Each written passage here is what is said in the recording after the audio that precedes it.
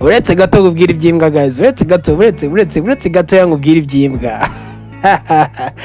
Hari ibintu by'imbwa ngo biri gutrendinga ngo bivuga yuko ngo Chateau Malala, sinzi ukuntu babivuga mu Gifaransa, ariko ndumva ngo ari ibyo ngibyo ngo by'ibishateau Malala, nimba ari Malale.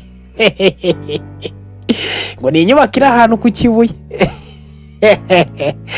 Iyo nyubako ngo irimo iranungwa aho ivuga yuko ngo batanga ngo serivisi y'imbwa, ngo ibintu byabo byose ngo ni iby'imbwa, ngo bahaye ngo abakobwa bacu ngo ba Naomi simbizi, ngo bazanira ngo isombe n'imineke, ngo n'ibirayi, ngo n'ibijumba byose ngo bivangavanze ku isahani. Sinzi serivisi yaho ngiye sinari nayimenya, ariko nakunze kujya mbona ngo ku mbuga nkoranyambaga ngo ibintu ngo byacitse.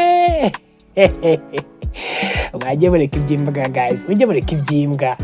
Nimba mudashoboye ibintu mujye mureka kuno kubigaragaza inyuma, mutwereke inzu nziza kandi n'imbere serivisi zaho nta kirimo. Ibyo ni iby'imbwa, guys, ibyo ni iby'imbwa we.